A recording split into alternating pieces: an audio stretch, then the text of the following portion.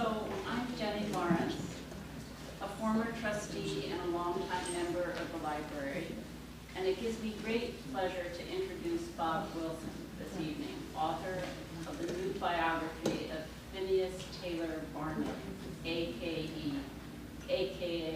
P.T. Barnum. Let's begin by turning off our cell phones. A few words about the New York Society Library and an appeal for your continued support of its ongoing programs. Its founding goes back to 1754. And by the way, the word society in the library's name has no connotation of class. Rather, a group of individuals whose purpose was to create a, quote, public library that would be very useful as well as ornamental to the city. I was intrigued to read in Bob's biography that before Barnum bought Scudder's American Museum's collection of curiosities in 1841, Scudder's Museum shared space with the New York Society Library in City Hall. The museum was intent on entertaining New Yorkers, catering to the grotesque by exhibiting in 1794 a French guillotine complete with a beheaded wax figure of a counter-revolutionary.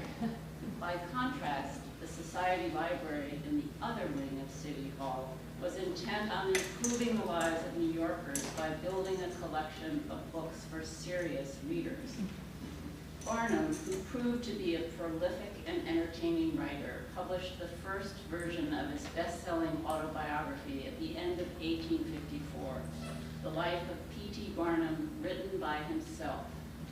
Curious to see if our members were reading the book, sure enough, I found 8 entries in a charging ledger for 1855, the point being to show how au courant the library has been, whether 1794, 1855, or today. We are still thriving after 265 years. Barnum's revision of his autobiography, Struggles and Triumphs, was a favorite of Mark Twain's, possibly because it provided him with cannon fodder to satirize Barnum. In July 1874, Mark Twain, tongue-in-cheek, wrote a newspaper article that they had teamed up to rent the tail of a great comet, currently visible in the night sky, for, quote, an extended excursion among the heavenly bodies, end quote. The plan was to fix up 1 million staterooms in the comet's tail, each room with all the amenities, ranging from hot water to a parachute. The cost would be $2 per 50 million miles of travel, and the date of return would be December 14, 1991. Requests for further information were to be addressed to, quote, my partner, but not to me. My dear Clemens, Barnum wrote, I owe you 1,000 thanks for taking me into partnership, and invited Clemens and his family to his Bridgeport home for clam bakes and jolly times. And now to the source of these anecdotes. Historian Bob Wilson has been editor of the American Scholar since 2004. Before that, he was editor of Preservation, founding literary editor of Civilization, book editor and book columnist at USA Today, and an assistant editor at the Washington Post Book World.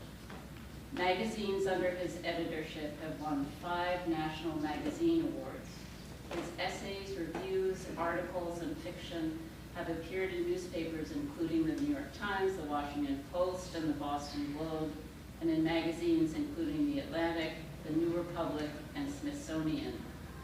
He has taught writing at the University of Virginia, George Mason University, American University, and Johns Hopkins. Bob is the author of 2 previous biographies, The Explorer King in 2006, about the writer, geologist, and explorer Clarence King, and in 2013, Matthew Brady, Portraits of a Nation. And now this new biography. What is it about Barnum? The temptation is to compare him to our showman president. But Barnum, who should be understood in the context of his time, was a complex, multi-dimensional character with insight and humor. He is a hard act to follow, and as you will soon hear, no one has quite measured up to him since. Please join me in welcoming Bob Wilson, bringing you the exuberant humbug of P.T. Barnum and its 19th century America.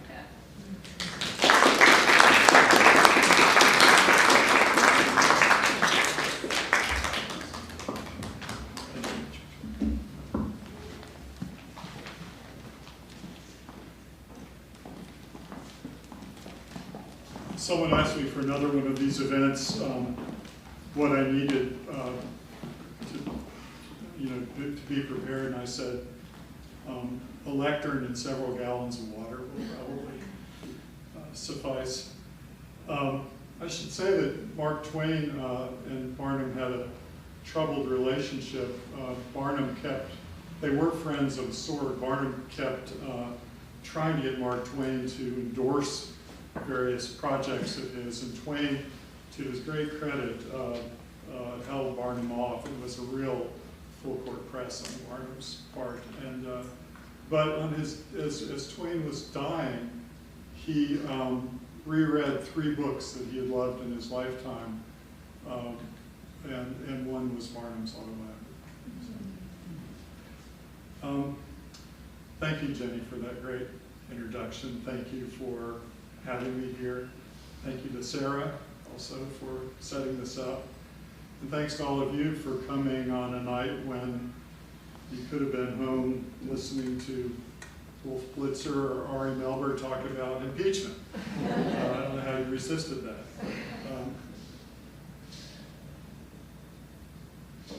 It's been a great pleasure to work on this book. I've been working on it for about 6 years. As Jenny said, I have a day job, so I can't say I was working on it morning, noon, and night. But to spend that much time with one person could be a great challenge. And I have a friend who was in the middle of a biography of Gene Stafford years ago and decided halfway through that she utterly despised Gene Stafford. That would be a very hard situation to be in. But I was continuously engaged by Barnum. Sometimes I was enraged by Barnum. Sometimes I was disappointed in Barnum. But generally, I just very much enjoyed his company. He is a man of such exuberance, such creative gifts, real imagination, real wit. He had just astounding verbal gifts. He was a wonderful speaker.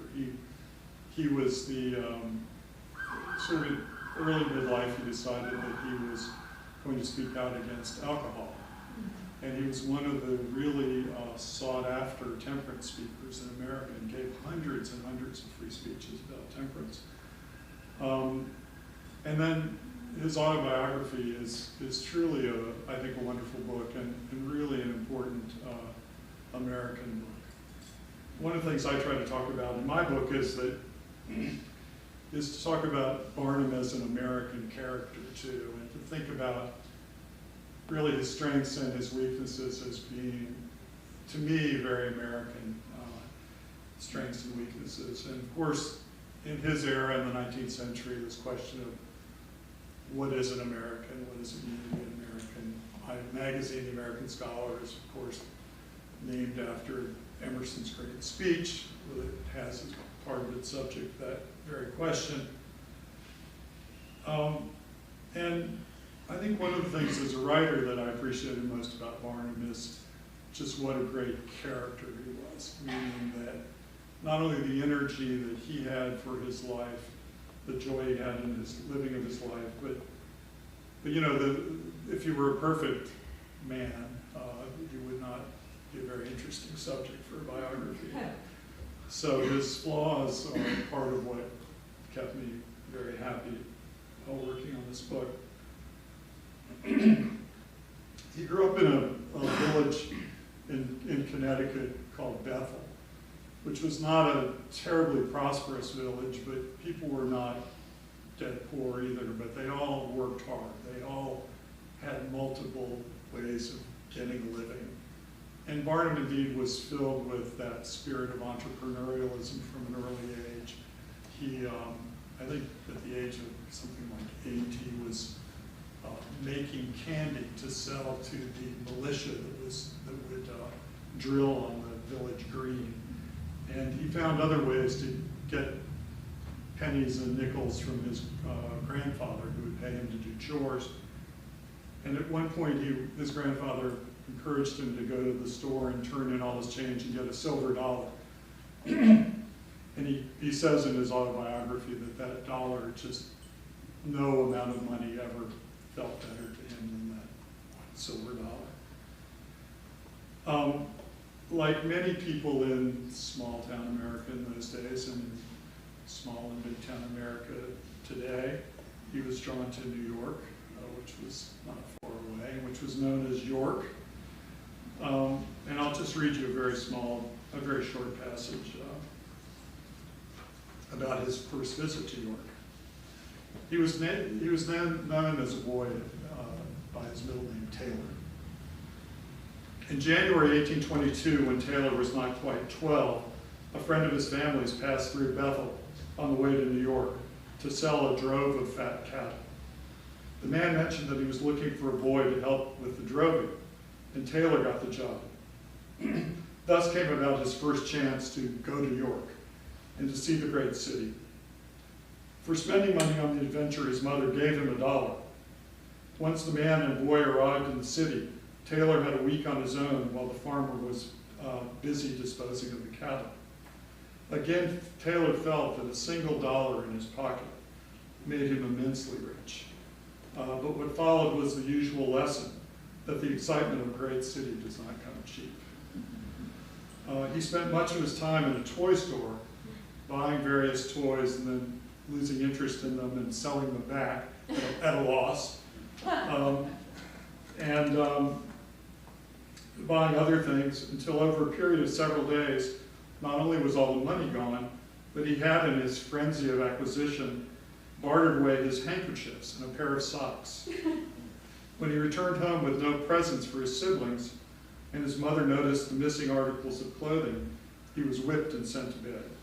Still, for Taylor, the painful lesson was mitigated by the mere fact that he had been in York, which made him for a long time quite a lion among the schoolboys.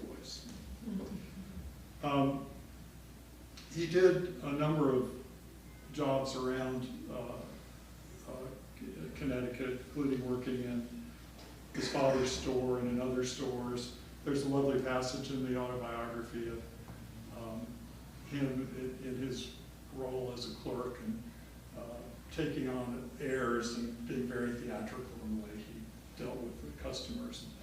Everything was just about done on the barter system then, so there was a lot of give and take, and he loved that.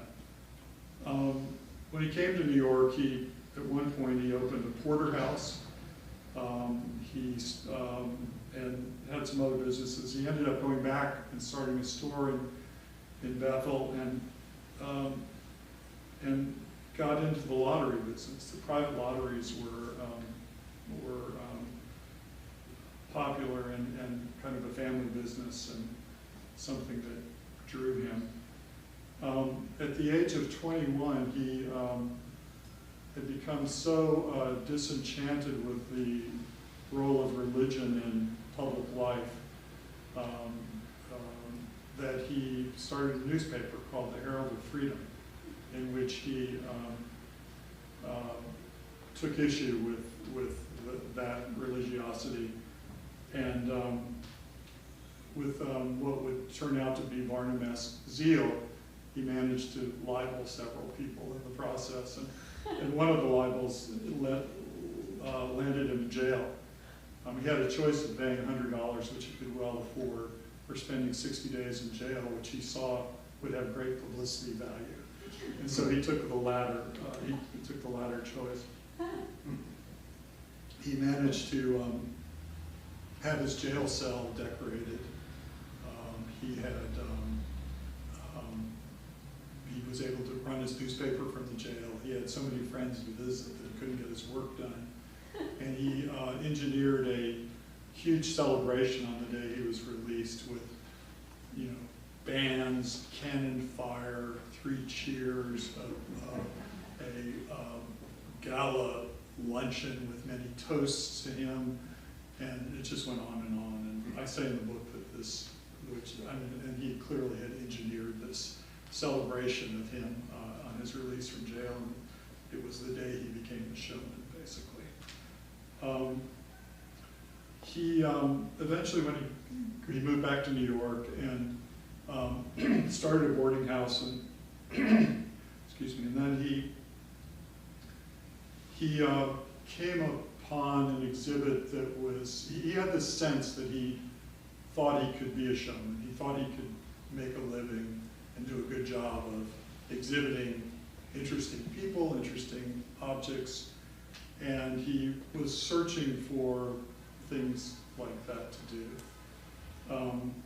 And he came upon the story of a 160-year-old black slave woman, a woman who claimed to be 161 years old, a slave woman who also claimed to be the nursemaid of George Washington.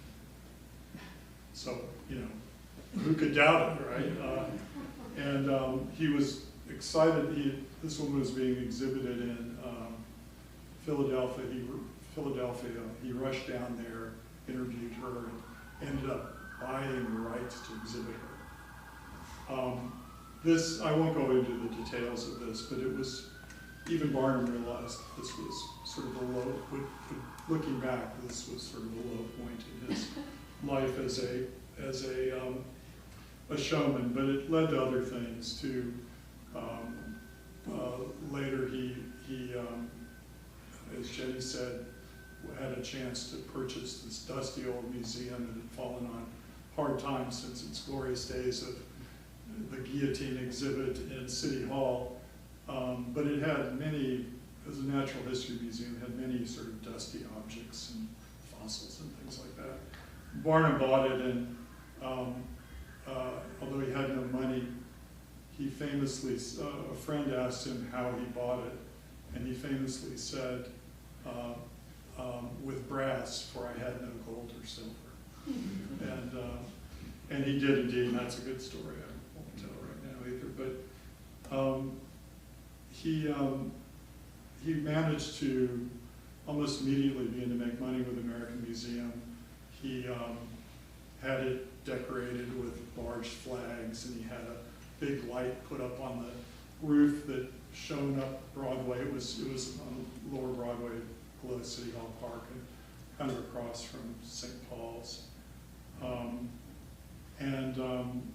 He hired a brass band that played out on a balcony over the front of the building, and by design the band was so bad that it drove people into the museum to get away from it. Anyway, he did that, and then he, at some point, after not too long, he was introduced to a young person from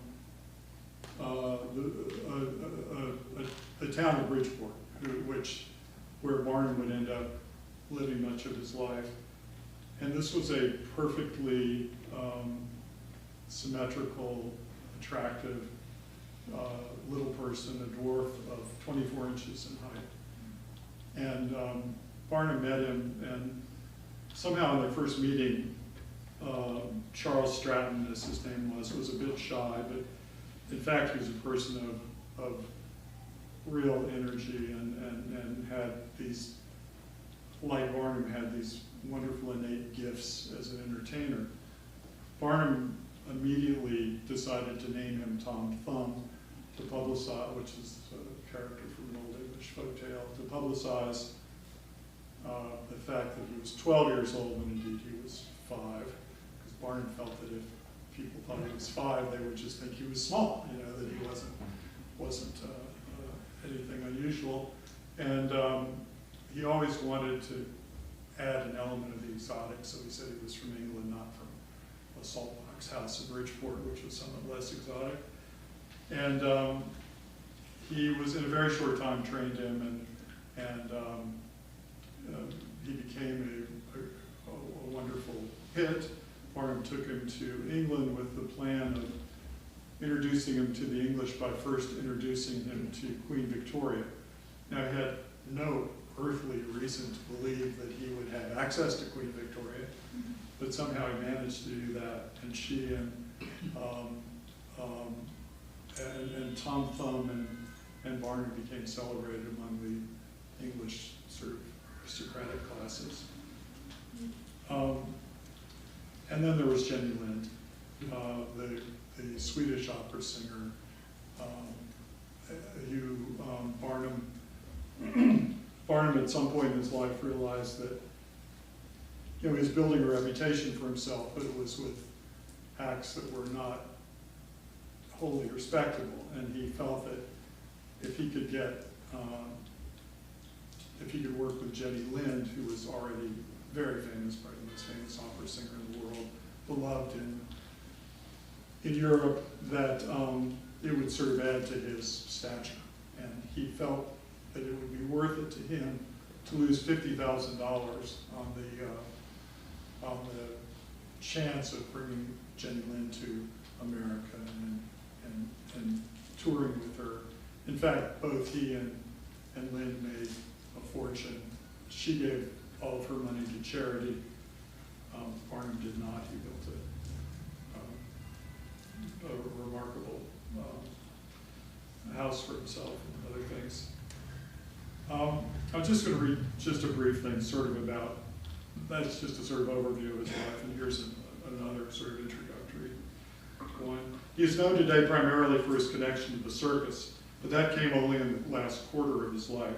His principal occupations before that were running the American Museum and being the impresario behind the witty and talented dwarf Tom Thumb, the angelic Swedish soprano Jenny Lind, who created a sensation in America in the early 1850s, and dozens of other acts and traveling shows.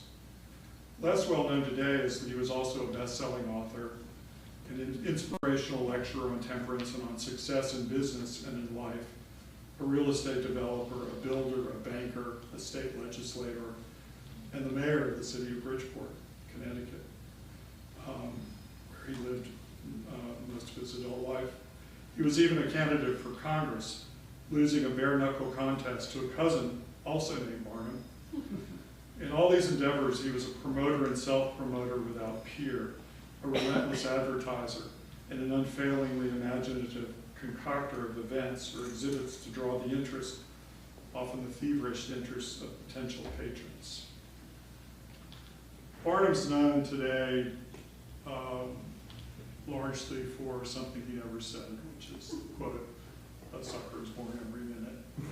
It's very hard to prove definitively that someone did not say or do something, but he wrote hundreds and hundreds of thousands of words and autobiography and letters and other things, and it appears nowhere in print, and no one who knew him ever quoted him as saying it. And more importantly, it just totally misrepresents his relationship with his audience.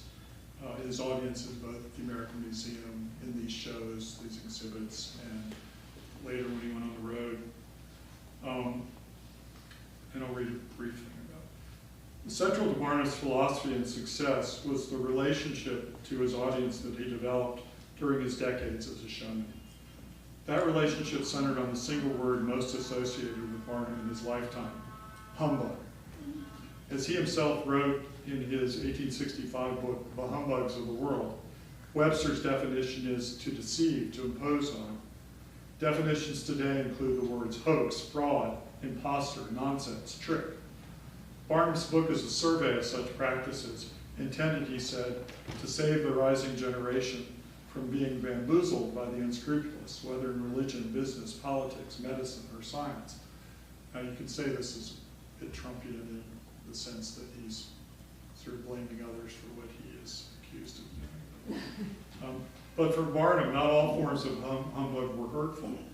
Sometimes humbuggery could be harmless, even joyous.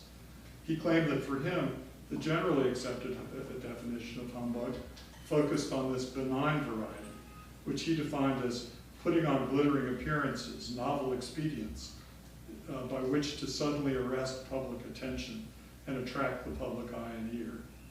In other words, what he did. The crux of the matter was that a person who attracted patrons in this way, but then foolishly fails to give them a full equivalent for their money, would not get a second chance from customers, who would properly denounce him as a swindler, a cheat, an imposter. And so this was the deal he made with his audiences, that you know, that they would be in on the joke, basically. That he would bring them into the museum or into an exhibit, and it might be something outrageous like a 161-year-old woman, or the Fiji mermaid, which was quite obviously the desiccated corpse of a monkey sewn artfully to a fish. But once they got in, they would see that, you know, good old Barnum, as he was known, had, you know, tricked them again, but then there was all this other entertainment available to him, and that was part of the deal. Enough about Barnum, let me talk about myself. Some lovely things have happened with the book, and one of the things I'm most proud of is, I think it's just a beautiful book. I mean, it's a beautiful object. I just love the cover. I can say this, I think, because I can take no credit for it. It has beautiful inside design, lovely color pictures, and it has something called deckled edges, which I guess all of you as library people know what that is, but that, instead of having the end cut straight, they're kind of rough cut. And I told my editor early on that I really wanted deckled edges on my book. I wanted deckled edges on a book before I died. I'd always wanted deckled edges. And he said, oh, no problem, we can do that, which I completely disbelieved. And I didn't believe it until the first box of books came, and there the deckled edges were. But I mentioned this to my wife, who is here, and with whom I have been married for 45 years, and she said, you know, I've never heard the word deckled come out of your mouth, much less know that you've had this lifetime, you know, longing for deckled edges. Which I said, well, every good marriage must have its secrets. Deckled edges are my secret. And then I also had the amazing thing happen where CBS News called up and decided they wanted to do a segment on Barnum and on Barnum the book and on me, to some extent, the Barnum Museum. And so I had the opportunity of doing that, and I'll tell you, it was just great for the old Amazon number. It dropped about 25,000 points. You want your Amazon number to be as low as possible, since #1 is the best Amazon number. And then the third thing that happened, which was quite remarkable and quite unexpected, was that the New Yorker, in which my name has never appeared, and I felt it never would appear, although there was a rumor that they had asked for an extra copy or two of the book, and I thought maybe I'd get a little postage stamp thing in the back somewhere, did 4 pages on the book. And not only that, but Elizabeth Colbert, one of their star writers, I mean, the writer of Sixth Extinction and Pulitzer Prize winner, wrote 4 pages. One of Martha's and my friends, when she sees me now, she refers to me as 4 pages. She's so shocked that they would do this. And so that was wonderful. It's very exciting. But I had to, you know, as an editor and a writer, I couldn't help but notice that she seemed to imply that I had spent 6 years writing about Barnum in the era of Trump and other things going on today, and had not, in my mind, ever made a connection between, had not really thought about the fact that Barnum had some relevance to the moment. And indeed, my book is not really about that. That was clearly, though, a choice I made. So that raised a great mystery in my mind, which is, how could this dim-witted fellow, meaning me, who would write a book and not have any idea about its relevance, write a book worth summarizing at 4 pages? Did I mention 4 pages? And to do so, I must say, with almost no attribution. Anyway, but still, you know, it is what it is. And but then I realized, sort of halfway through the piece, that Kober was really going after me. She really had. She decided she was going to really hone her language and, you know, kind of stick it to me. It's right in the middle of the piece, and the heart of her 4-page review was whittled down to 3 words. And the words were, "Wilson admires Barnum." Mm-hmm. This was considered to be a great insult to me. Not by me, but to me. And I'm making a big deal of this just as a joke, but but this question of how much I admired Barnum, or how admiring of Barnum my book was, has become a question in several of the reviews, and you know, I think I knew when I was writing the book that I was presenting a more favorable picture of Barnum than certainly his general reputation, but also than some others had presented. And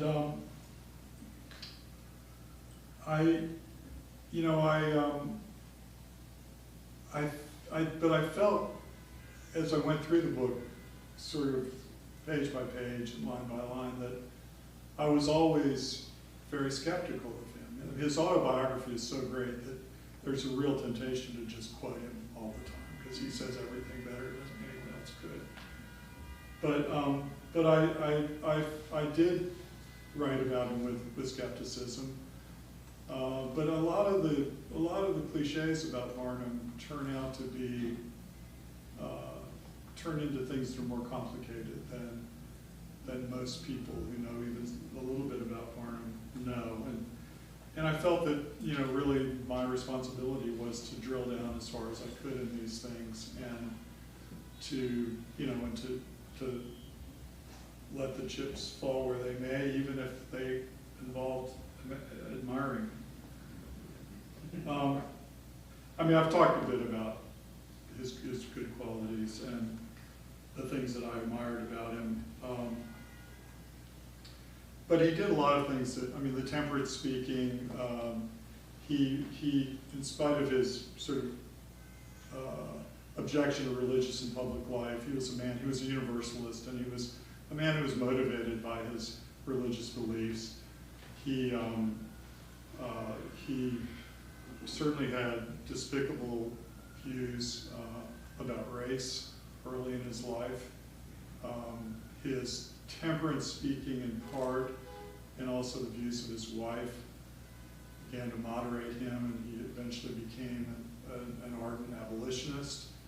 And in fact, when he ran for the Connecticut legislature after the Civil War, he said one reason he ran for it was so that he could vote for the 13th Amendment when it came through, which he did, like on, I think, almost the first or second day of his being a legislator. So, and his, I mean, the things that are, you know, you can rightly criticize him for, that, you know, the humbugs that went too far. He did not treat his wife well, I don't think.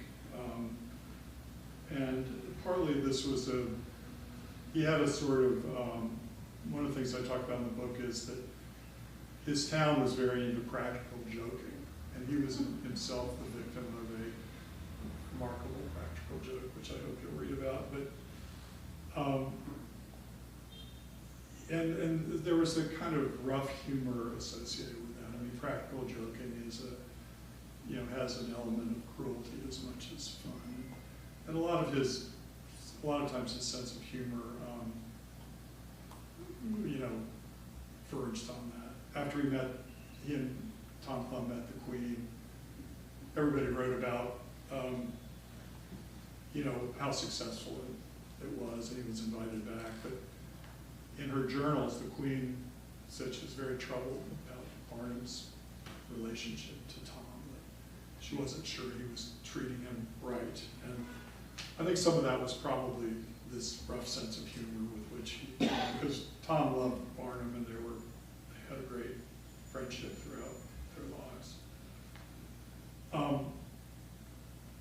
And you know, his need for wealth and adulation is something that's not admirable. And his treatment of animals is another thing that, although his views became better and better through his life, and indeed he became a great friend with the man who founded the ASPCA, who at one point asked Barnum to be the Bridgeport director of the local ASPCA. But you know, I think it's hard to, even if you do as I try to do throughout the book, which is to, you know, think about Barnum as a man of his time, but then also think about him as a human being. And, you know,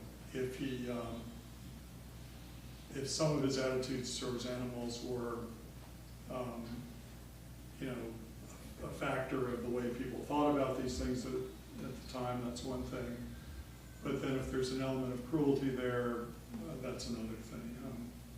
Anyway, I try to work through all of this, and so I think one of the real questions, if you read the book, that you might think about is this question of how much we should admire him. I do think if Barnum were in this situation, he was famous for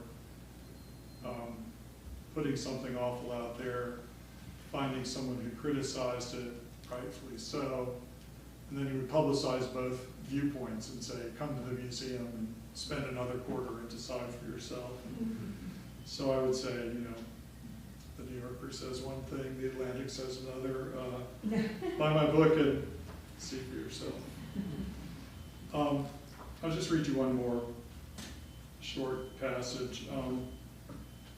So when Barnum's autobiography came out in the 1850s, he was in his 40s. He was born in 1810, died in 1891. It might seem, you know, brash to write your autobiography at that age, but his father died at an early age, and life expectancies were of course much shorter than they are today. And of course, he had no way of knowing that he would live to be 80. And the book was very popular in many ways. Jenny said it was a bestseller. It got over 1,000 reviews, which seems unbelievable when you think that there were 150 newspapers in New York City alone at that time. And many were favorable, most were favorable, but there were certainly people that were deeply offended by the book, and they were deeply offended by the fact that Barnum talked about humbug, and he admitted that he did these things, and he admitted that he made a lot of money from them. And it was almost like people were more offended by the fact that he would talk about it than that he did it.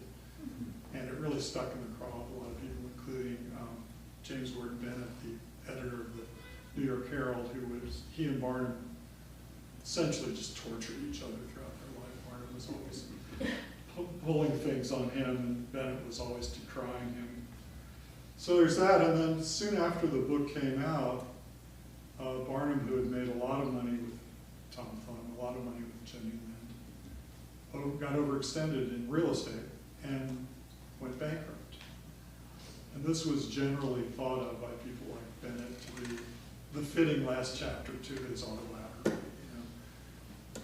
Brash guy who did all these things and made all this money, and in the end, you know, he got what he deserved.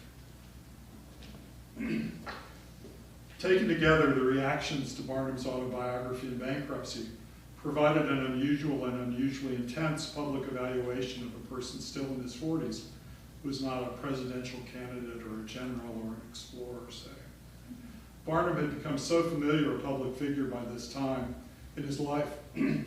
His name was often used in the newspapers and presumably in private conversations as shorthand for a number of qualities: energetic promotion or self-promotion, interest in the odd or the exotic, business sense and the ability to beat out competition, and finally and foremost, the vast realm of humbug. In the United States, the British Isles, and Europe, Barnum embodied an identifiable American type, the go-getter, and was also one of the most renowned examples of the growing fluidity in social class that was a central factor of life on both sides of the Atlantic throughout the 19th century. Barnum's financial success was one thing, but its acceptance by the British upper class in the 1840s and by such prominent Americans as Commodore Vanderbilt and Horace Greeley in the 1850s suggested that a person could move not only from rags to riches, but even from obscurity to respectability. This proposition was what made him such a controversial figure, someone whom James Gordon Bennett and many other editors could routinely denounce to an audience eager to see Barnum put in his place. A man whom Emerson and members of the intelligentsia in the United States and Britain could find both sneer-worthy and also alarming.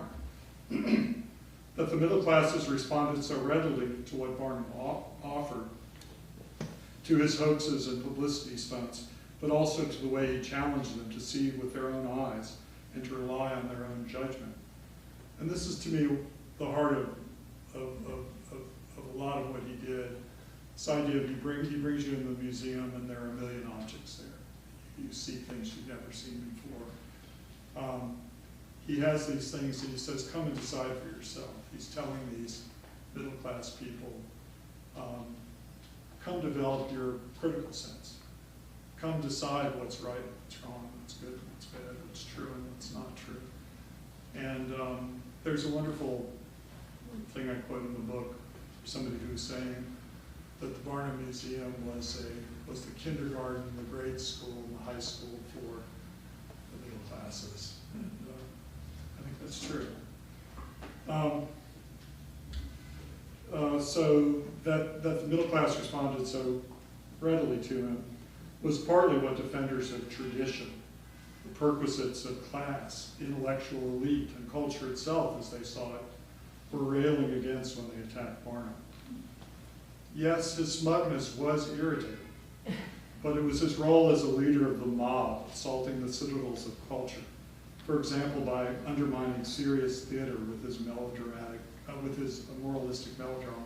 His museum had something called a lecture room because to call it a theater was to associate it with immorality, because theaters were places where prostitutes plied their trade, where there was a lot of drunkenness. And one of the things Barnum was committed to throughout his life was to create entertainment that families could come to. So he prohibited drink in his museum, that sort of thing. Anyway, for example, by undermining serious theater with his moralistic dramas, made him a palpable threat. Even those who sneered, however, could get Barnum's place with the average American just about right. John Delaware Lewis, the British son of a Russian merchant, whose sneering came by way of Eton and Cambridge, made a jaunt to the United States and brought back sketches collected in 1851 in a book called Across the Atlantic. He wrote, by going ahead to an extent hitherto unprecedented in this trade, devoid of any absurd delicacy to the means by which the ends are to be accomplished, Barnum has endeared himself to the middle and lower ranks of his countrymen and seems to stand forth proud and preeminent as their model of a speculator and a man. Lewis might not have fully approved, but he recognized Barnum's preeminence. The perennial popularity of the American Museum, which for decades was the premier tourist attraction in New York, the robust sales of his autobiography, the widespread appeal of his nostrums for business, for success in business, and the eagerness of newspapers across the land to print any snatch of news or gossip about him, all prove that, for all his faults, old Barnum was, in our striving democratic country, the object more often of respectful affection than of scorn. So I'll stop now and be happy to take questions.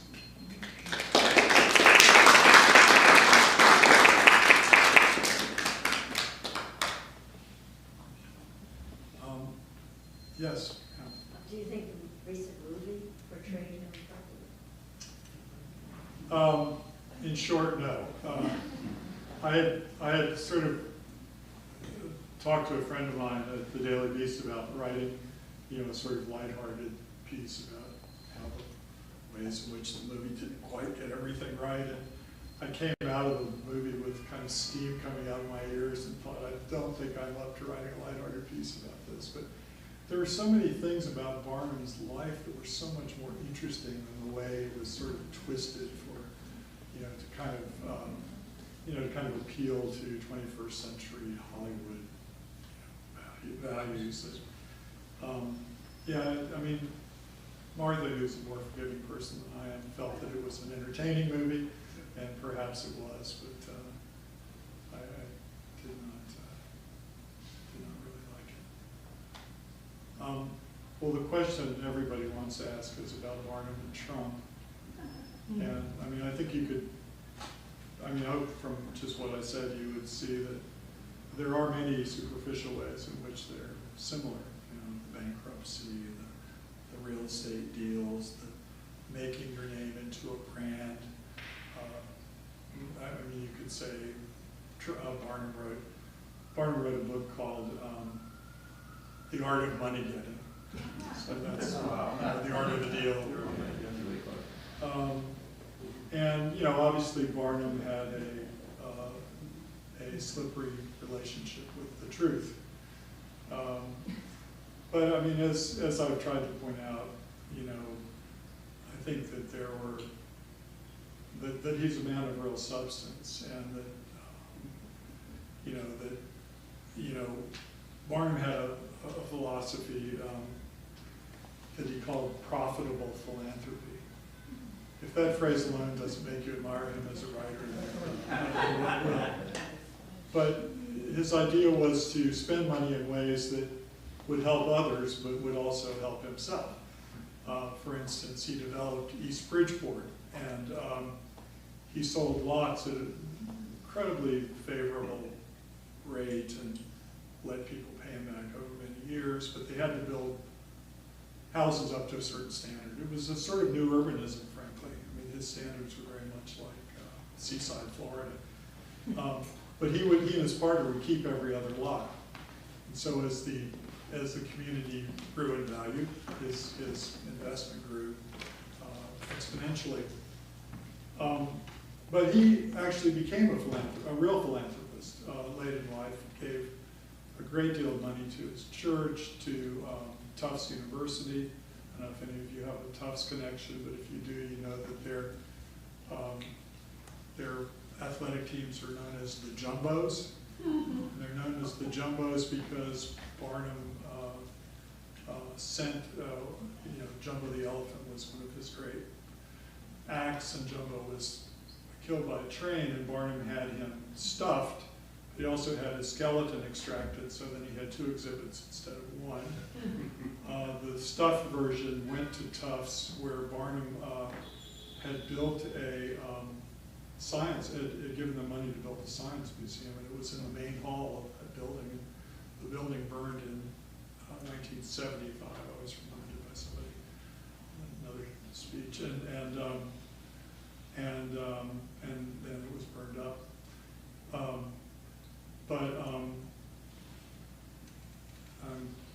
So anyway, so I mean, he was a real philanthropist. He didn't just talk about it. Yeah. Yeah, 2 questions. One is it true that when he was towards the end of his life and his health was failing, that he wanted to see what his obituary looked like? He wanted to read it before he actually died? Yeah, he got a guy in the local paper to write his obituary I think about a week before he died. Yeah, what was his reaction to it? I think he liked it.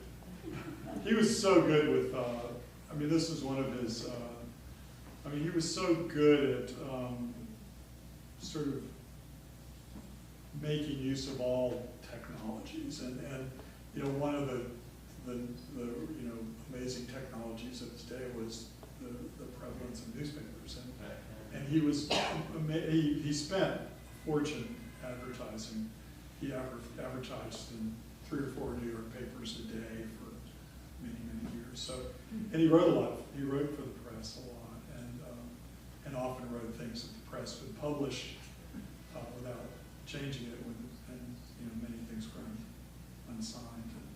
But yeah, so it was as nothing for him to convince this guy to do that. I'm sure it was done on favorable terms to him. But I must say, I mean, he was this idea of Barnum as an American. From the British point of view, I mean, there was a lot of sneering about Barnum's Americanness, but when he died, the Times of London wrote a 10,000-word obituary of him, called him an almost classical figure. So he did very well in the obits.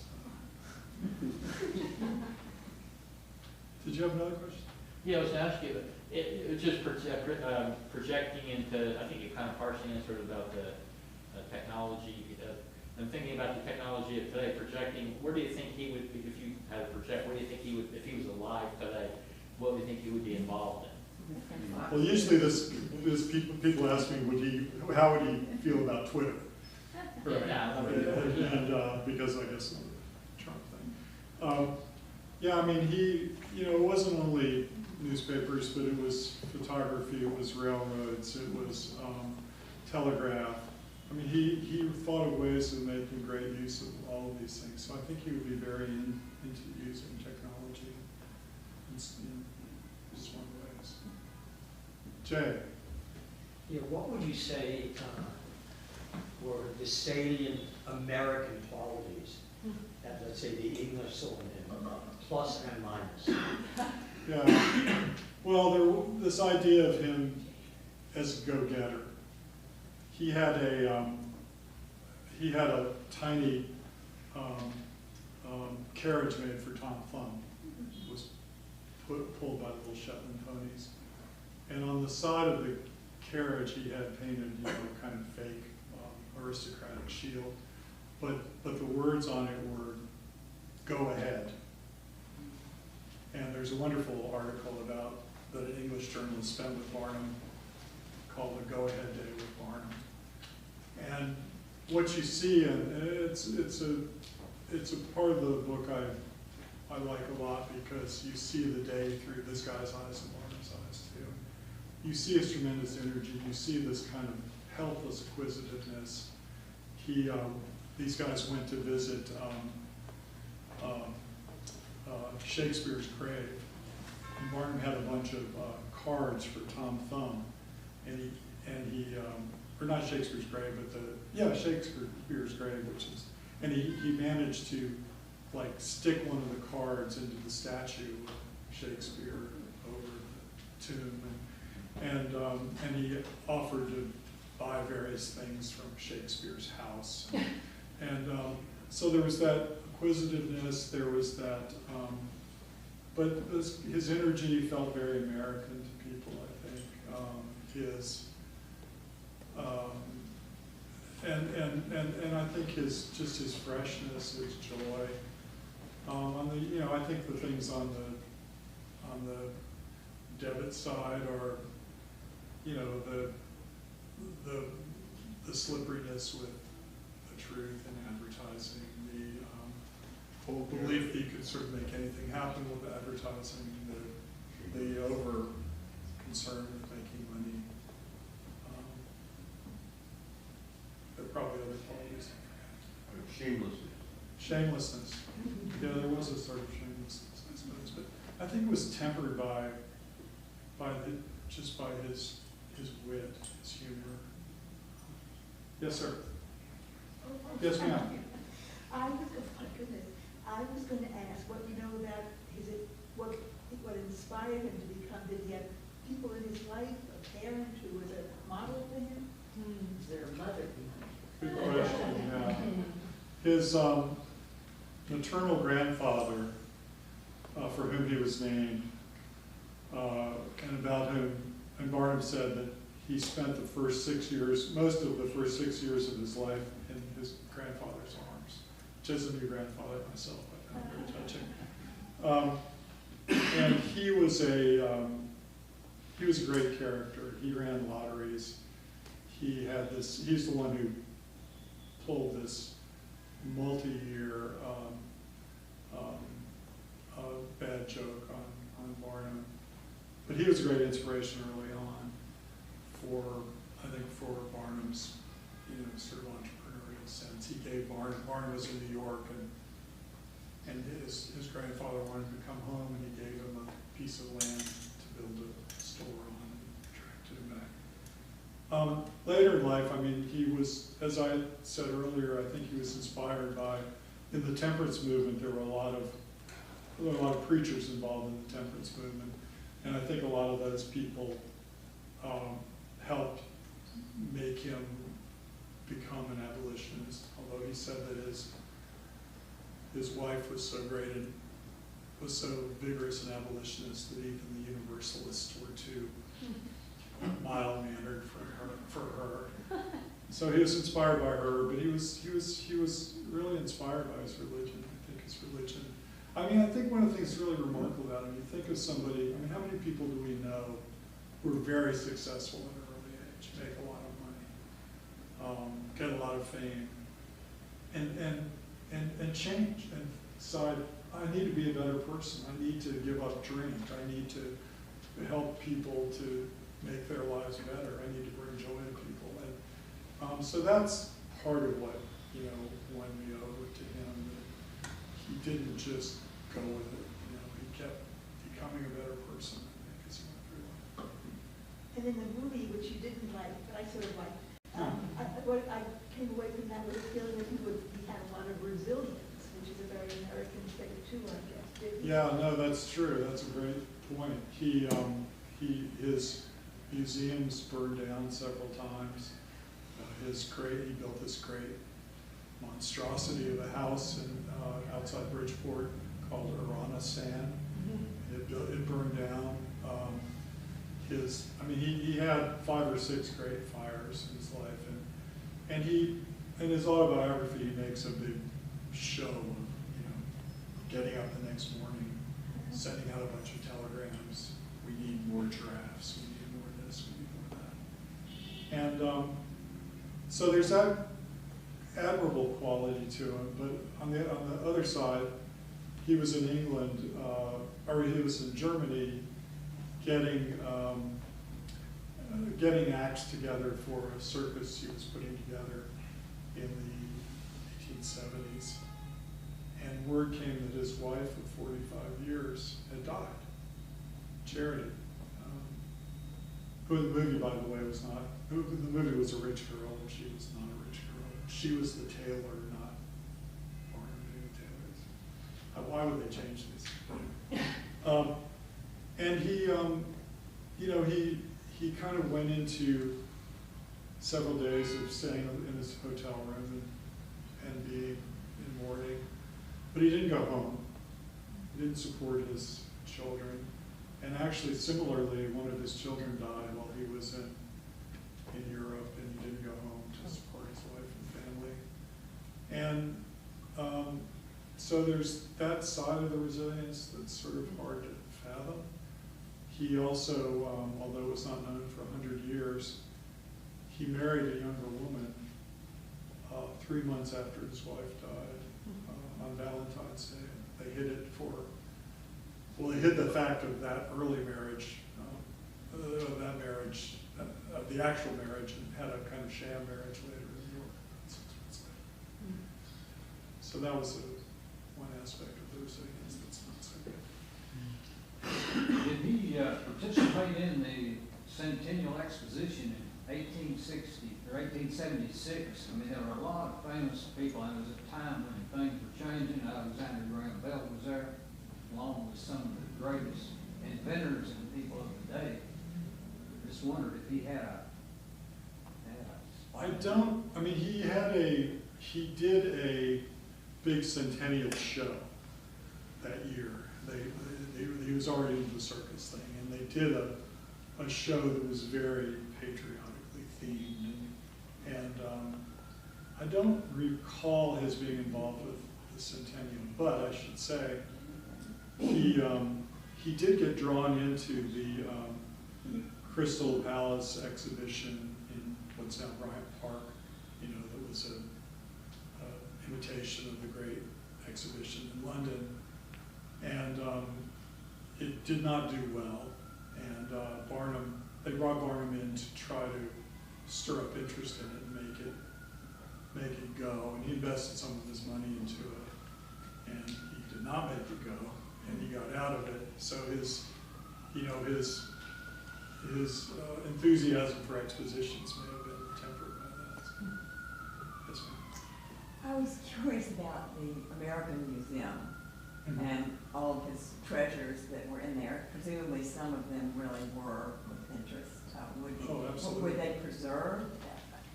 Well, there were definitely specimens of preserved. Did they go somewhere, or were they after he? No, they burned up. Everything burned up. The mermaid too? The mermaid too? The mermaid went on a tour of the South, and some of Audubon's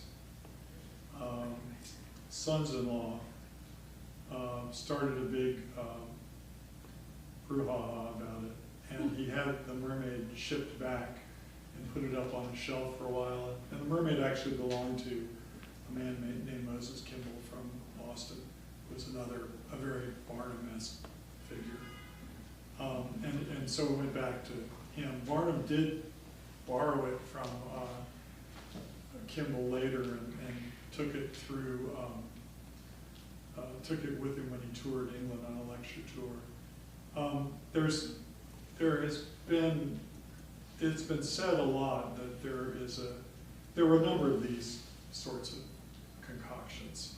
And there's one at Harvard that Harvard has that people have said is the Fiji mermaid, but Arthur Saxon, who's a great Barnum man, and I trust on these matters, says that that's not true. But there are numbers of them around still. Oh, yes. Is this autobiography still in print? Oh, yeah, very much so. I don't think it's ever been out of print. I think there was an estimate I saw somewhere that it had sold something like 1 million copies over the years. It sold 60,000 the first year, which I would be happy to sell a tenth of that many my first years. Anyway, thank you very much. Oh, one last question? Yeah, there's one thing. Is it true that in his museum that he had signed "This way to the egress"? Yeah, that's That true. was a way of emptying the museum. Yeah, making people come back and pay another quarter. Yeah, no, that's a true story. He also had one of his things about drunkenness is he didn't, it's very common for people to, go to, either jump off a train and go have a snort somewhere, or to go to a play and go out and have a couple of snorts. And he had a rule that if you went out to have a drink, you had to pay to come back in. So, And one of the things, I have the sense that very little has been said about Bailey, about Barnum and Bailey. But besides being a competitor, wasn't he the one who made the circus go global? Bailey was a real circus man, and Bailey was the genius behind the Barnum and Bailey circus. By the time Barnum got involved with the circus, he was really just a name that was lent to the circus. And he would go out as part of the draw of the circus. People would come to see Barnum as much as the circus. But Bailey was a competitor of Barnum, and he was so much better at it than Barnum was. And for instance, he would do circus dates in the same city that Barnum was in at the same time in order to draw business off of Barnum. So finally Barnum said, look, we need to join this guy because we can't compete with him. And he was the person who had the real genius for organization, that he was very much involved in the skill of essentially packing up a city on a train and moving it and unpacking it in a day. And he was very much the opposite of Barnum. He was a reclusive guy. He had to drop out for a while because of his depression. But he had this interest in details, and so he was really, I think, very much but it's true, very little is known about his life. I have a sort of sketch of his life. There's not much more. There's no biography of the family. Thank you so much.